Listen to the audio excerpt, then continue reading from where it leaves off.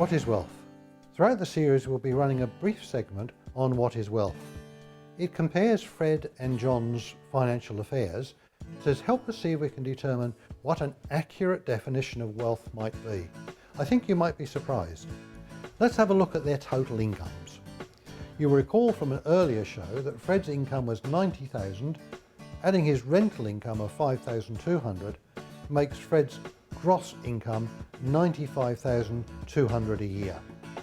Let's have a look at that on a table. Fred's income, $90,000, property income, $5,200. Total income, $95,200. The investment loan is $16,575, property expenses, $2,000. This makes Fred's taxable income $76,625. He pays tax of $17,700, so Fred has a disposable income of $58,925. Fred's income is dwarfed by John's income, which when you add in rental income of $32,000 per year is $450,000 in total. Let's have a look at that. John's income is $418,000. His property income is $32,000, making his total income $450,000. Investment loan, $64,800. Car, you remember he can only deduct $1,080 per month, is $12,960. Property expenses, $2,500. This makes John's taxable income $369,740,000 and his tax bill is $146,000. This leaves John with a disposable income of $223,740. Amazingly, they both spend about the same per week.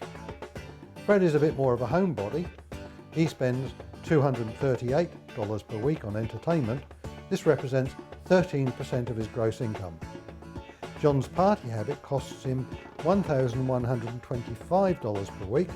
This also represents 13% of John's gross income.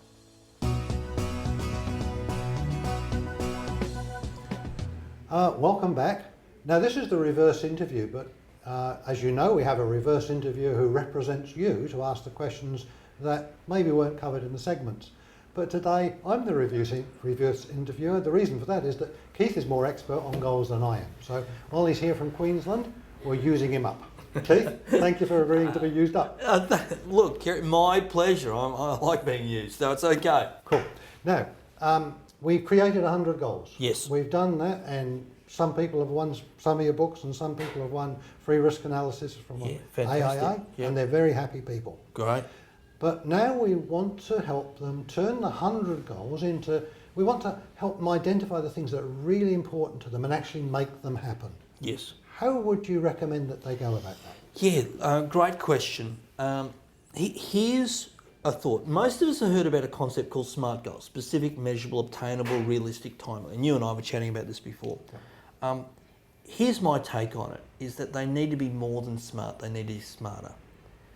SMART goals work for companies, they don't necessarily work for people, because you and I are emotional creatures.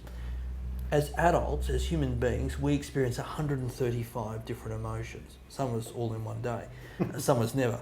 But what we need to know is we need to connect our goals to an emotion, because when we are not emotional about them, but when we have an emotional connection about them, we're more likely to be committed to them.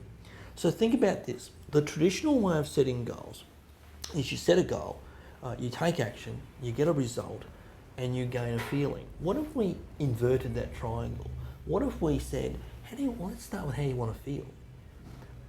What action do you need to take? Out of that will always come a result, and out of that you'll get closer to your goal.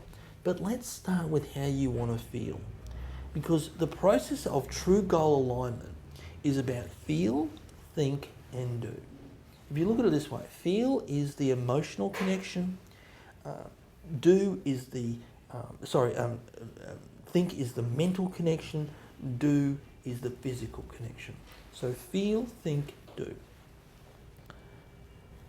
Feel is to do with passion. The body of it the doing of it is to do with the body, the head, the body part of it.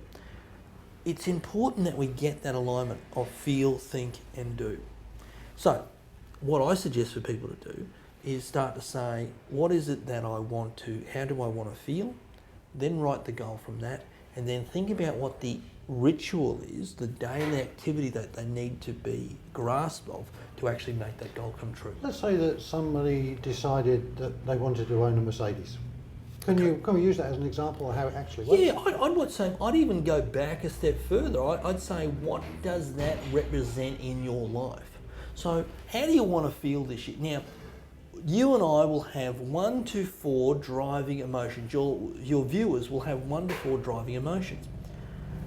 If your driving emotion is to be successful, that could very well be having the Mercedes in the driveway. It's about breaking it then down and saying, okay, what do I have to achieve this year to get that Mercedes? Well, I need to earn X amount of money. Okay, what do I have to do this month to work towards that? What do I have to do this week? What do I have to do today? Well, today I need to contact 3 people. If I'm in sales, I need to contact 5 people and make those sales calls. If it's in regards to somebody in a corporate role, it's about them achieving their bonus or their target that's been set, or their key initiatives or key performance indicators. So it breaks back down into the activity, always the activity. Yeah. It's never about intention, it's always about implementation. What was it? Yoda said, don't try, either do or don't do. Correct. Yeah. Absolutely. The whole people say around the whole, I'm going to try and do it. When somebody says, think about it this way, Kerry, when somebody says, I'll try and be at the party on Saturday night, guess what? They're not coming. They're not coming. The other piece of the puzzle is, and I'm happy to leave you some of these, is to get people to write their goals on a 3x5 card. What's the easiest thing to do? Set goals. What's the hardest thing to do? Remain focused on them.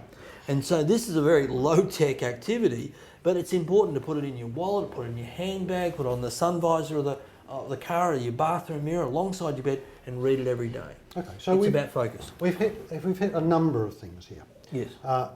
Let's see if we can recap them quickly. Yes. Set goals, Yes. determine what's important from those goals. Correct. And work on them. Correct. Create a plan for their achievement and Yes. review it regularly. Absolutely. Yeah. So what you're saying is that when you're after the outcome, everything drops into a place and achieves the goal.